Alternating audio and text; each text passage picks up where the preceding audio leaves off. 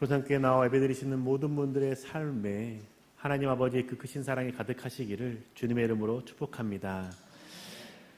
여러분은 꽃과 같은 인생을 살고 싶으십니까? 아니면 열매와 같은 삶을 살고 싶으십니까? 꽃의 인생은 무엇이고 열매의 인생은 무엇일까요? 저는 꽃과 같은 인생은 화려하고 보기에 좋은 인생이라고 생각합니다. 남들에게 보기에 좋고 여유 있어 보이는 인생, 남들에게 보여지는 것이 중요한 인생이 꽃과 같은 인생이라고 생각합니다.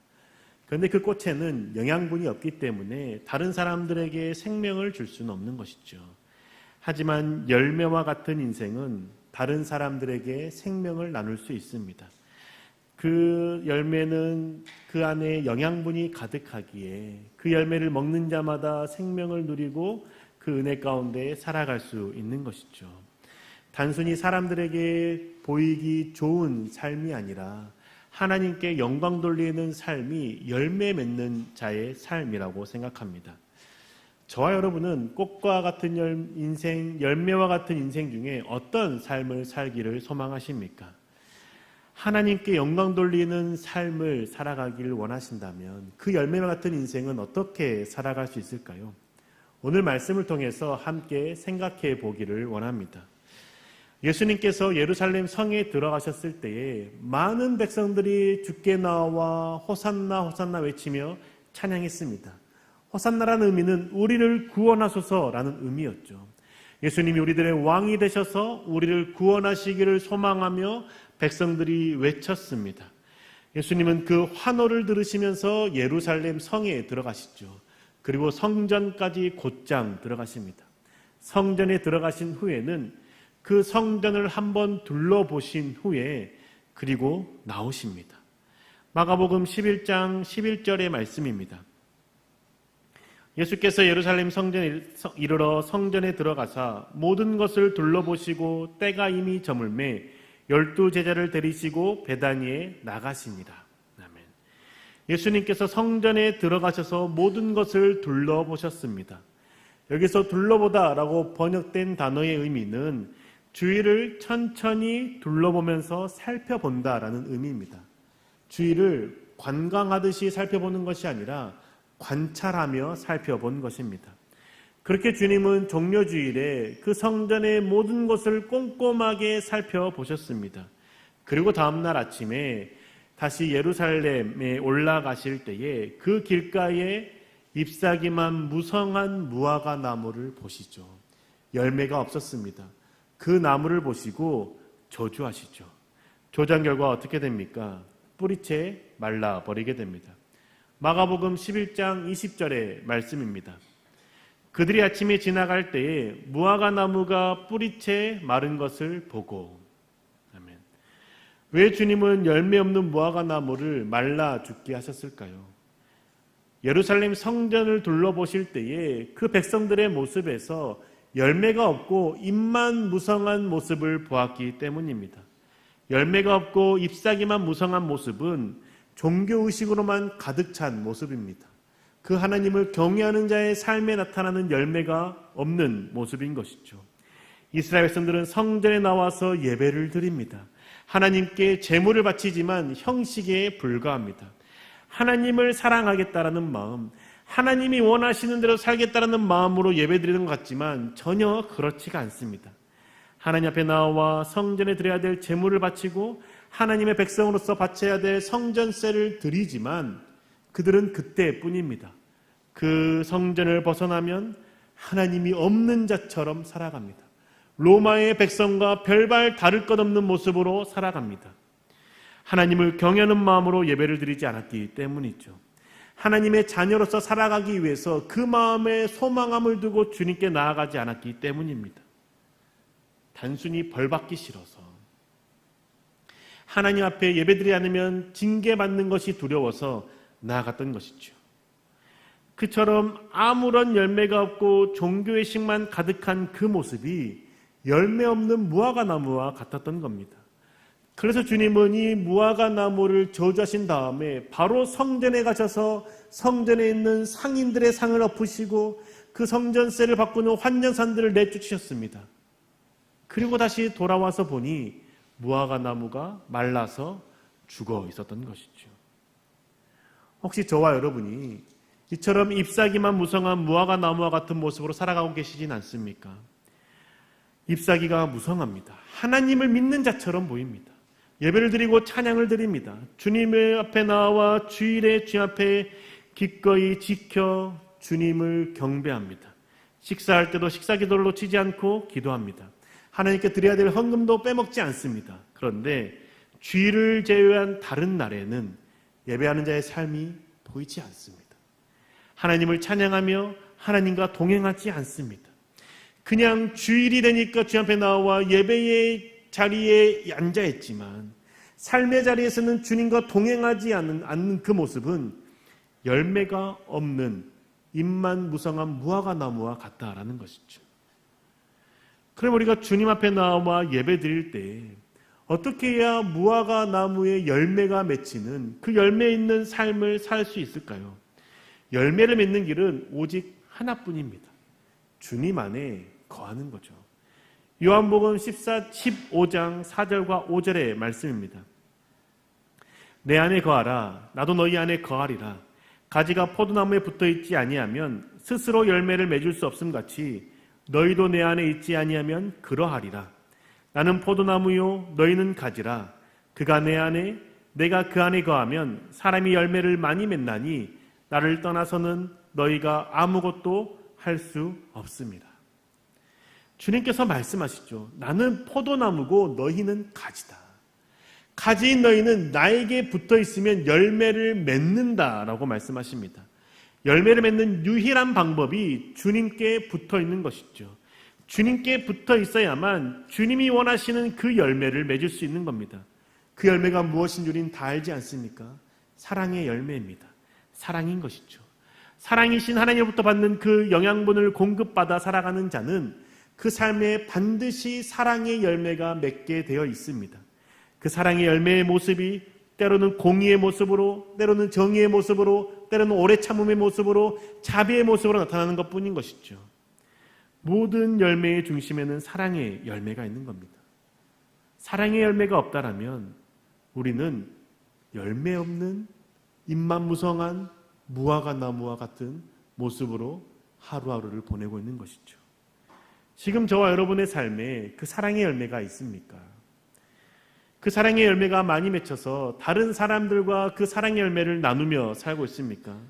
사랑의 열매가 없다면 우리는 열매 없는 나무입니다. 사랑의 열매가 없는 이유가 무엇입니까? 단 하나이죠. 사랑이신 예수님께 붙어 있지 않기 때문입니다. 자꾸 나의 모습으로 살아가려고 하니 사랑의 열매가 없는 겁니다.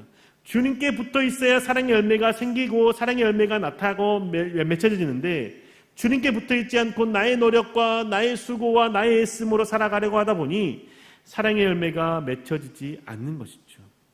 주님의 말씀을 잘 살펴보면 사랑의 열매를 맺는 그 방법이 있지 않습니까? 주님이 포도나무라고 말씀하셨고 우리에게 가지라고 하셨습니다. 너가 지금 무슨 가지인지에 대해서 말씀하지 않습니다. 그냥 너는 가지고 포도나무인 나에게 붙어있으면 된다라고 말합니다. 우리가 무슨 가지였는지는 중요하지 않습니다. 있는 모습 그대로 그냥 주님께 붙어있는 것이 중요하다는 것이죠. 그러면 주님으로부터 오는 열매 맺을 수 있다라고 말씀해 줍니다. 이걸 사도 바울은 이렇게 가르치죠. 로마서 11장 17절과 18절의 말씀입니다. 또한 가지 얼마가 꺾이었는데 돌 감람나무인 내가 그들 중에 접붙임이 되어 참 감람나무 뿌리의 진액을 함께 받은 자가 되었은즉 그 가지들을 향하여 자랑하지 말라. 자랑할지라도 내가 뿌리를 보존하는 것이 아니요 뿌리가 너를 보존하는 것이니라. 아멘. 우리가 돌 감람나무였다 할지라도 참 감람나무에 붙어 있으면 참 감람나무의 뿌리의 진액을 받아서 참 감람나무의 열매를 맺는다라고 말씀하지 않습니까? 저와 여러분이 지금까지 어떤 모습 살아왔는지가 중요하지 않다라는 겁니다. 이제 내가 어떤 모습 살아왔고 내가 어떤 삶을 살았는지 전혀 중요하지 않고 지금 너와 내가 주님 안에 붙어 있으면 그것으로 충분하다라는 겁니다. 그러면 주님으로부터 오는 사랑으로 말미암아 사랑의 열매를 맺게 되는 것이죠. 저와 여러분, 사랑의 열매 맺고 계십니까? 사랑의 삶이, 사랑의 열매가 삶 가운데 드러나고 있습니까? 오래 참음으로, 자비로, 용서와 용납으로, 때로는 공의와 정의로 그 사랑의 모습이 드러나고 있습니까? 근데 그 사랑의 모습이 나에게만 의미가 있다면 그건 참된 주님으로부터 오는 열매가 아닙니다. 그 맺혀지는 사랑의 열매는 다른 사람에게 더 의미가 있습니다. 내 주변에 있는 사람들에게 그 사랑의 열매가 나누어질 때에 그 사랑의 열매를 먹는 자가 회복되어지고 생명을 얻고 주님께 나아갈 수 있는 것이죠. 그런데 나 혼자서 내가 사랑이 충만하다고 고백하는 사람들도 있습니다. 나 혼자 사랑이 충만하다고 고백하는데 그 주변에 있는 사람들은 그 사람이 사랑이 많은지 그 사랑이 충만한지 전혀 느끼지 못합니다. 왜 그럴까요? 자기 혼자만 받는 은혜 가운데 취했기 때문인 것이죠. 하나님이 나를 사랑해 주신다고 생각하는 그것에만 취해 있고 그 사랑을 다른 사람에게 흘려보낼 마음조차가 없습니다. 왜 그럴까요? 참된 사랑의 열매가 없기 때문입니다. 참된 사랑의 열매가 있다면 그 사랑의 열매는 반드시 다른 사람에게 흘러가게 되고 그 흘러간 사랑의 열매를 통해서 상대방이 하나님을 알고 은혜를 누리며 생명을 얻게 되는 것이죠. 그러면 우리는 여기에서 중요한 것을 생각해 볼 필요가 있습니다. 다른 사람이 나의 사랑의 수고와 섬김을 통해서 변화되면 그 모든 것이 주님으로부터 온 사랑의 열매일까요? 그렇지 않습니다. 나의 노력으로도, 나의 헌신으로도, 나의 애씀으로도 상대방의 변화를 이끌어낼 수가 있습니다. 그렇다면 나의 노력과 나의 헌신으로 사랑하는 것과 주님의 사랑으로 사랑하며 사는 것의 차이가 무엇일까요? 큰 차이가 있습니다. 첫 번째는 동기와 출발점이 다릅니다. 나의 수고와 노력으로 사랑하는 사람은 상대방을 변화시키려는 동기로 출발점을 삼습니다. 내 사랑으로 상대방의 부족한 모습을 바꾸고 싶은 마음, 상대방의 고쳐야 될 모습들을 고치려고 하는 마음으로 상대방을 섬기는 것이죠. 상대방을 사랑하는 겁니다. 내 출발점이 상대방의 변화에 있다는 겁니다. 그 변화만을 바라보며 출발선상에서 동기를 가지고 사랑의 모습으로 섬기는 것이죠. 그런데 주님의 사랑에 감격하여 그 사랑의 열매를 맺는 사람은 그 출발점이 나의 변화에 있습니다. 내가 변화되고 싶은 마음, 내 안에 사랑이 없는 모습에 내가 탄식함으로 주님, 내 안에 사랑이 없다라고 고백하며 내 안에 주의 사랑이 가득하기를 소망한다라고 고백하며 다른 사람을 사랑하고 섬기는 자리에 들어가는 것이죠. 내 사랑이 없는 모습은 하나님의 자녀된 모습이 아니라는 것을 깨달았기에 하나님의 자녀로 살아가고 싶은 마음으로 다른 사람을 사랑하며 실천하는 겁니다. 또 다른 차이의 두 번째는 지속력에 있다고 생각합니다. 나의 열심을 사랑하는 사람은 상대방이 바뀌지 않으면 지칩니다. 상대방을 변화시키고 상대방이 단점들이 보완되기를 소망하는 마음으로 시작했기 때문인 것이죠. 내가 노력하고 내가 수고해도 안 되면 그 분노가 일어납니다. 그런데 그 분노가 나에 대한 분노가 아니라 상대방에 대한 분노입니다. 내가 너를 이렇게 사랑하는데, 내가 너를 위해서 이렇게 헌신하고 내가 너를 위해서 이렇게 애쓰는데 전혀 변하지 않는 그 모습에 좌절하는 것이죠. 미워하는 마음이 생기고 화가 쏟아져 나옵니다. 심지어 그 마음이 크게 상하면 삶의 의욕까지 잃어버리게 됩니다. 그게 나의 힘과 나의 노력으로 사랑하는 자의 모습입니다. 그런데 주님의 사랑으로 말미암아 사랑한 사람은 상대방의 변화에 큰 마음을 두지 않습니다. 상대방이 바뀌지 않는 것에 대해서 크게 좌절하지 않습니다. 그냥 내 안의 사랑이 메말라 버린 것은 아닌가 돌아보게 되는 것이죠. 내 삶의 자리에서 내 사랑이 부족해서 그 사랑이 상대방을 변화시키지 못할 만큼 주님의 사랑으로 내가 충분히 젖어있지 않는 건가라는 것을 스스로 돌아보게 됩니다. 그래서 내가 사랑이 없는 것처럼 여겨지게 되면 주님 앞에 기도하고 주께 간구하는 것이죠. 나의 사랑이 아닌, 나의 힘과 나의 노력이 아닌 하나님의 사랑으로 사랑하며 섬길 수 있다라고 있게 해달라고 기도하는 겁니다. 세 번째 차이가 있다면 상대방의 그 변화된 모습을 보고 나오는 반응, 태도의 차이가 있습니다. 나의 열심으로 상대방이 변화되게 되면 그 상대방이 나의 사랑에 감격하며 나를 알아주기를 바랍니다. 나의 수고와 나의 노력을 알아주고 나의 은혜를 기억하며 살아주기를 소망하죠. 그래서 나의 요구를 상대방이 들어주고 나의 수고에 응답해 주므로 상대방이 나를 동일하게 사랑하며 섬겨주고 나에게 헌신해 주기를 바랍니다. 그게 나의 힘과 나의 노력으로 사랑하며 상대방의 변화를 일으키려는 자의 모습입니다. 그런데 주님의 사랑으로 사랑하는 사람은 상대방이 변화되었을 때 그 변화될 수 있는 힘이 주님의 사랑이었음을 상대방이 알기를 소망합니다. 나에게 감사할 것이 아니라 나의 수고와 나의 헌신에 고마워할 거 아니라 너를 사랑하신 주님의 그 사랑에 감사하기만을 바란다라는 것이죠. 나에게 감사하지 않고 하나님께 영광 돌리며 충분하다고 고백합니다. 나에게 헌신하지 아니하고 주님께 헌신하며 주님의 그 사랑 안에 살아가면 된다라고 고백하는 것이죠. 저 여러분은 지금 누군가를 사랑하는 삶을 살아가고자 할 때 나의 노력으로 나의 힘과 나의 의지로 사랑하고 계십니까? 아니면 내 안에 계신 주님의 그 사랑으로 말미암아 사랑하고 계십니까? 중요한 것은 나의 노력이나 주님의 사랑이나 상대방의 변화를 이끌어낼 수 있다라는 겁니다. 그런데 그 과정과 그 지속력과 그 결과에 대한 반응이 너무나 차이 난다는 것을 우리는 생각해 봐야 한다는 것이죠. 주님의 사랑으로 맺은 열매, 상대방의 변화에 대해서 사람은 하나님께 영광을 돌릴 수밖에 없습니다. 요한복음 15장 8절의 말씀입니다. 너희가 열매를 많이 맺으면 내 아버지께서 영광을 받으실 것이요 너희는 내 제자가 되리라. 아멘. 하나님께 붙어있고 하나님의 그 사랑으로 말미암아 열매를 맺는 사람은 그 열매를 말미암아 하나님께 영광을 돌리게 됩니다. 내가 자랑할 것이 하나도 없습니다. 상대방이 나를 알아주지 않아도 아무런 문제가 되지 않습니다. 그냥 나는 주님께 붙어있는 것만으로 감사하는 것이죠. 내가 주께 붙어있으므로 주님께서 내 안에 사랑의 열매를 맺게 해주신 것에 대해서 감격할 뿐입니다. 그 열매에 대한 그 수고와 노력 나에게 있는 것이 아니라 주님의 사랑이 있다라고 고백하며 주님께 영광 돌리는 것이죠. 우리가 예수 그리스도를 믿고 살아가지 않습니까? 예수 그리스도를 믿는다는 것은 예수 그리스도를 따르는 자가 되기를 소망하고 예수 그리스도께 붙어있는 자가 되기로 결단하는 자의 모습이지 않습니까? 그러면 우리의 모습에서 열매가 있습니까? 혹은 잎사귀만 무성하며 열매 없는 무화과 나무와 같은 모습으로 계시진 않습니까?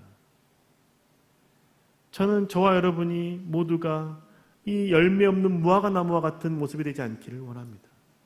잎사귀만 무성한 나무는 종교적인 행위는 다 합니다. 예배도 드리고 헌금도 하죠. 심지어 간증도 합니다. 하나님의 은혜가 있다고 고백하기도 합니다. 그런데 정작 열매가 없습니다. 왜냐하면 그 은혜를 내가 잘 되는 것에 있다라고 고백하기 때문입니다. 내가 이렇게 잘 되는 것은 주님의 은혜입니다라고 고백하고 하나님께 생각하셨습니다라고 간증하지만 그 모습에 사랑의 열매가 없습니다. 그 사람이 예수 그리스도를 믿는 모습으로 변화된 모습이 보이지 아니하고 사랑하며 상대방을 용납하는 모습이 보이지 않는 그 모습에 열매가 없는 잎만 무성한 무화과 나무의 모습이 되는 것이죠. 잎사귀만 무성하고 열매 없는 자의 모습, 저와 여러분의 모습일 수도 있습니다. 제가 그랬습니다. 부끄럽지만 저의 고백을 하고자 합니다. 최근에 제가 의욕이 없었습니다. 목회가 힘들어서가 절대 아닙니다. 그냥 아내를 위해서 나름 노력한다고 하지만 잘 되지 않는 모습에 지쳤던 것 같습니다. 아내는 조금 불안이 높습니다. 그래서 안정적인 것을 원하죠. 조금의 위험한 요소가 있으면 힘들어합니다. 청년부 찬양팀에서 반주자로 섬길 때에도 토요일에 연습할 때 제가 아내에게 우스갯소리 했던 말은 연습 너무 길게 하지 말고 빨리 끝내서 청년들 쉬게 하라고 했던 말들이었습니다. 왜냐하면 아내는 틀리지 않아야 되고 잘 준비되어서 돌발 상황이 발생하지 않아야 되기 때문인 것이죠. 그래야 안정감을 찾는 겁니다. 하나님께 잘 준비된 모습으로 예배드리고 싶은 마음, 그 마음으로 하는 건데 그 불안들이 작동하는 것이죠. 아이들이 서로 투닥대고 다투는 모습을 보게 되면 더 크게 싸움이 일어날 것에 대한 불안함 때문에 힘들어합니다. 그래서 그런 불안함이 올라와서 짜증이 날 때에도 제가 사랑한다라고 말하고 안아주기도 하고 부단히 노력했습니다. 그런데 여전히 더디게만 느껴지는 상황에 제가 지쳐버린 것이죠. 그래서 얼굴의 웃음도 사라지고 집안에서도 그렇게 기뻐하지 않는 모습으로 살았습니다. 최근에 그랬던 것이죠. 그런데 설교를 해야 하는 직분자로서 설교를 준비하는데 말씀을 묵상하고 말씀 앞에 부딪히는 것이 주님께서 자꾸 사랑하는 것, 용서하는 것, 섬기는 것에 대해서 자꾸 말씀하십니다. 새벽이나 수요일이나 하나님께서 마주하게 하는 그 설교의 본문들은 사랑하는 것이죠. 근데 그 말씀 앞에 내가 그렇게 살지 못하는 모습에 스스로가 버거운 것이죠. 살지 못하면서 살 의욕과 살 노력조차 하지 않으면서 전하는 모습에 힘이 들었던 겁니다. 그런데 이번 주에 마음이 돌아서게 된 것이죠. 특별한 계기가 있었던 것은 아닙니다. 그냥 아내의 그 모습이 나의 아내이고 주님께서 나에게 한 몸으로 나와 살게 하신 사람이라는 것을 받아들인 것뿐입니다. 내가 아내의 불안을 내가 자꾸 없애게 하려고 변화시키려고 하는 것 자체가 나의 의였고 나의 노력이었으며 나의 열심이었다는 것을 깨닫게 된 것이죠. 주님의 사랑으로 사랑하며 섬긴 것이 아니라 나의 열심과 나의 노력과 나의 의지로 사랑하며 섬기려 했던 겁니다. 그렇게 하면 변하겠지, 안정되겠지, 짜증이 줄겠지라고 생각했던 것이죠. 그런데 생각해보면 아내도 저의 모습을 참아주고 용납하며 기다려주는 것이 많았다라는 겁니다. 나의 모난 모습을 보면서도 웃어주고 참아주는 것은 스스로 제가 생각하지 못하고 내가 사랑하고 내가 섬긴 것만 생각하며 그 모습만을 주장했던 것이죠. 참으로 어리석지 않습니까? 내가 그동안 주님의 사랑으로 섬기며 사랑했다고 생각했던 그 모든 것들이 이번 주에는 그게 다 나의 노력이었고 나의 의였다는 것을 깨닫게 된 것이죠. 나의 착함, 나의 의로 살아가는 자였고 열매 없는 잎사귀만 무성한 무화과 나무가 자라는 것을 깨닫게 된 겁니다. 거룩한 척하고 선한 척하고 의로운 척하지만 내 안에 주님의 사랑이 없었던 겁니다. 나의 열심만 가득했던 것이죠. 말씀을 준비하면서 내가 그 잎사귀만 풍성한 무화과 나무가 나라는구나. 그걸 고백할 수밖에 없었습니다. 그래서 이제 그냥 제가 변하기로 했습니다. 가정을 위해서, 아내를 위해서 조금 더 수고하는 것 기쁨이라고 고백하는 것이죠. 아내의 불안이 사라지지 않고 평생 그렇게 조금 불안 가운데 산다고 해도 내가 주님의 사랑 안에 거하고 주님 안에 든든히 서 있으면 아내가 나를 통하여서 안전함을 느끼며 살아가지 않겠습니까? 그리스도의 사랑을 고백하며 살아가지 않겠습니까? 그걸 소망하며 살기로 결단하는 것이죠. 지금 이 자리에서 예배드리시는 교우분들의 삶은 어떻습니까? 그 삶의 자리에서, 가정에서, 직장에서 그리스도의 사랑의 열매를 맺고 살아가고 계십니까? 아니면 부족한 저처럼 나의 노력, 나의 의를 힘입어 살아가고 계십니까? 우리 예수 그리스도를 믿는 사람으로서 그리스도의 자녀답게 살아가야 되는 것 마땅한 것 아니겠습니까? 나의 가족 구성원이 나의 모습에서 하나님의 사랑을 고백할 수 있는 삶을 살고자 부단히 노력하는 게 주의 사랑으로 살아가는 자의 삶의 모습이지 않겠습니까? 그러한 자가 주님께 붙어있는 자고 그러할 때 주님께서 우리 삶에 열매 맺게 하실 것 믿고 살아가야 되는 것 아니겠습니까? 이렇게 살아갈 때 주님께서는 반드시 열매를 맺게 하십니다. 왜냐? 주님이 말씀을 통해서 약속하셨기 때문입니다. 내게 붙어있을 때 많은 열매를 맺는다라고 약속하셨던 것이죠. 그리고 그 열매로 말미암아 많은 사람들이 하나님께 영광 돌리게 한다라고 말씀하십니다. 그 영광을 어떻게 돌립니까? 주님께서 산상수훈에서 명확하게 가르치셨습니다. 마태복음 5장 16절의 말씀입니다. 이같이 너희 빛이 사람 앞에 비치게 하여 그들로 너희 착한 행실을 보고 하늘에 계신 너희 아버지께 영광을 돌리게 하라. 아멘. 빛 대신 주님 곁에 내가 붙어 있으면 그 주님의 빛이 나를 통과하여 비춰지게 된다는 것이죠. 그 빛이 착한 행실로 사랑의 열매로 드러날 수밖에 없다는 겁니다. 그러면 그 사랑의 열매를 먹는 자들이, 그 사랑의 열매를 누리는 자들이 하나님께서 하시는구나, 하나님의 은혜가 있구나라고 고백하게 되고 하나님께 영광 돌리게 된다는 것이죠.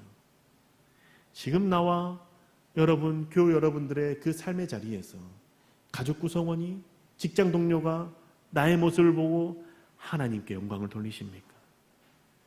나의 모습과 나의 말과 나의 행동을 통해서 세상 사람과 다르다는 것을 그들이 고백하게 되고 어떻게 그렇게 다른지 하나님의 사랑이 있음을 발견하게 되는 그 은혜를 누리고 계십니까? 그 은혜가 없다면 아마 저와 여러분은 열매는 없고 잎만 무성한 무화과나무와 같은 삶을 살고 있는 것 아니겠습니까? 주님께서 잎만 무성한 무화과나무를 언제 조주하셨습니까? 바로 조주하지 않았습니다. 그 전날에 성전을 둘러보시고 예배 행식만 있고 그 종교 의식만 있고 열매 없는 그들의 삶의 모습을 보고 난 다음에 그 다음에 저주하신 것이죠. 주님께서 성전을 둘러보신 것처럼 저와 여러분의 삶 가운데 찾아와 둘러보십니다. 왜냐하면 주님께서는 우리 안에 성령 하나님이 거하심으로 우리가 하나님의 거룩한 성전이라고 말씀을 통해서 가르쳐 주셨기 때문입니다. 우리가 하나님의 성전이라면 주님께 찾아오시죠. 찾아오시고 둘러보시죠. 그때 우리 안에 주님께 드릴 열매가 있기를 원합니다. 그 열매를 누리기를 소망하며 살아갈 때 주님이 내게 찾아오시는 그 순간 주님을 붙잡고 주님 안에 거하며 열매를 맺을 수 있는 것 아니겠습니까? 그 열매는 나의 노력으로, 나의 의로, 나의 열심으로 맺는 것이 절대 아닙니다. 주님께 붙어 있을 때 맺게 되는 열매인 것이죠. 그럼 그 열매를 통해서 하나님께 영광을 돌리게 되고 하나님께 주시는 상급을 누리게 될 것입니다. 사랑하는 구성교회 교회 여러분, 우리가 잎사귀만 무성한 무화과 나무로 서 있지 않기를 원합니다. 내가 어떤 모습이냐가 중요한 것이 아니라 내가 어디에 붙어 있느냐가 더 중요합니다. 지금까지 나의 살아왔던 모습이 어떤 것인지가 중요한 것이 아니라 지금 내가 주님 안에 거하는지 주님께 붙어 있는지가 더 중요하다는 겁니다. 그래야만 주님께 붙어 있어야만 사랑의 열매를 맺을 수 있기 때문인 것이죠. 그 열매를 맺을 때 그 열매를 통해서 많은 사람들이 생명을 얻고 하나님께 영광을 돌리게 될 것입니다. 그래서 그 빛 앞에 나아가게 되면 나를 통해 그 빛이 드러나게 되고 그 빛 가운데 많은 사람들이 하나님께 영광을 돌리는 것이죠. 많은 열매를 맺고 삶 가운데 빛을 비춤으로써 하나님께 영광 돌리는 저와 여러분 되시기를